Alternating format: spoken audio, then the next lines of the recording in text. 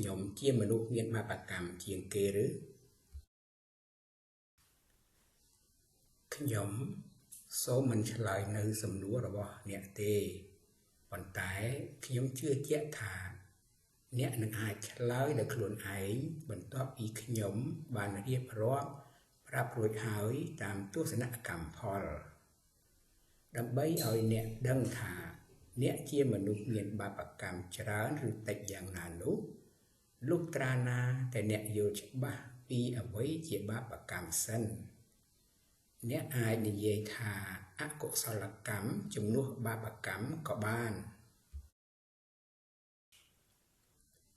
បាបកម្មមានពីរពាក្យគឺបាបមួយនិងកម្មមួយបាបជាភាសាសំស្ក្រឹតផងនិងជាភាសាបាលីផងប្រែថាអាក្រក់ឬមិនប្រសើរកម្មជាភាសាបាលីប្រែថាអំពើឬទង្វើដែលយើងធ្វើដូច្នេះបាបកម្មមានន័យថាអំពើអាក្រក់ឬអំពើមិនប្រសើរឬទង្វើដែលយើងធ្វើអាក្រក់ឬទង្វើដែលយើងធ្វើមិនប្រសើរតើអាក្រក់ឬមិនប្រសើរក្នុងទស្សនកម្មផលជាអ្វីអាក្រក់ឬមិនប្រសើរក្នុងទស្សនកម្មផលជាលោភៈទោសៈនិងមោហៈតើអ្វីជាលោភៈលោភៈជាសេចក្តីជាប់ជំពាក់ចិត្តឬសេចក្តីចង់បានឬសេចក្តីប្រាថ្នាអ្វីមួយតើសេចក្តីជាប់ជំពាក់ចិត្តឬសេចក្តីចង់បានឬសេចក្តីប្រាថ្នាអ្វីមួយចាត់ជាអាក្រក់ឬមិនប្រសើរដូចម្តេច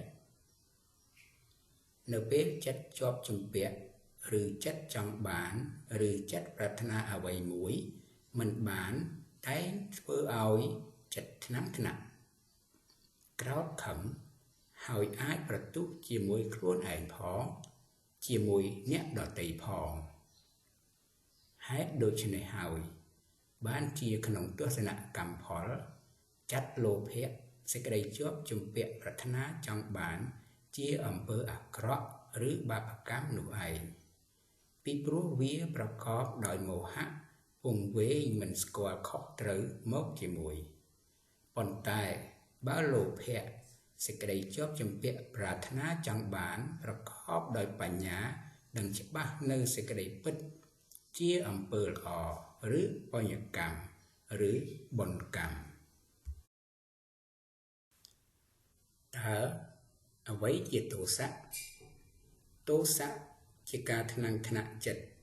ប្រទុះខឹងក្រោធតើការថ្នាំងថ្នាក់ចិត្តប្រទុះខឹងក្រោធចាត់ជាអាក្រក់ឬមិនប្រសើរដូចម្តេច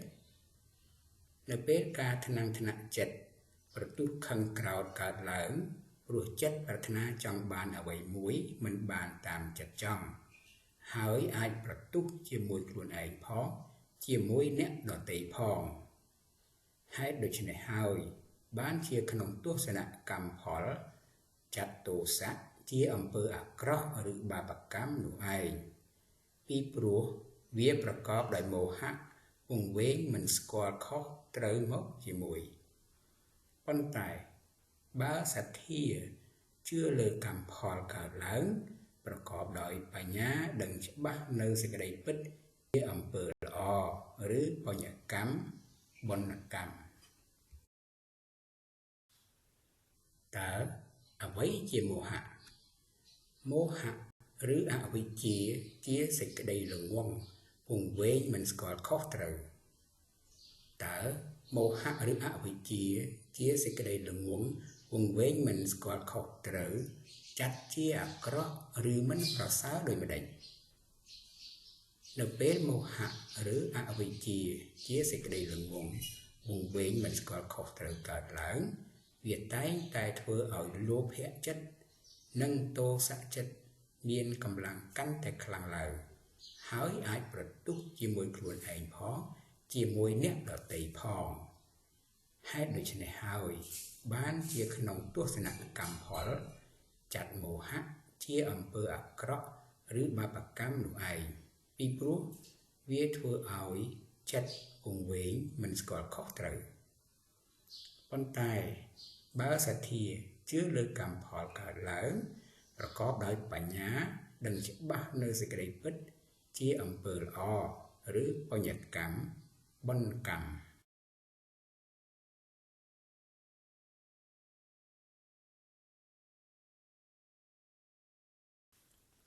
មនុស្សសត្វទាំងអស់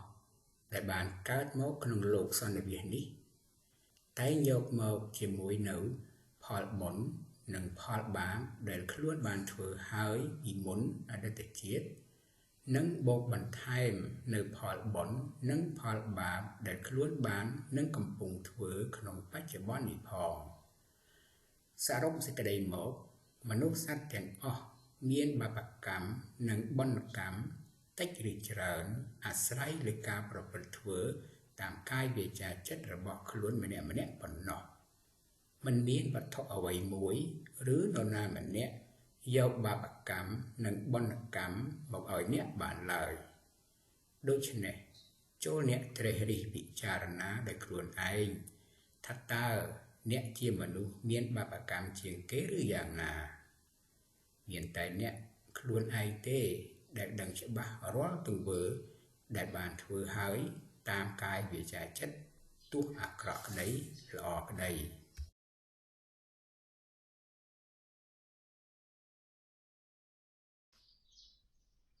សូមសត្វទាំងឡាយទាំងពួង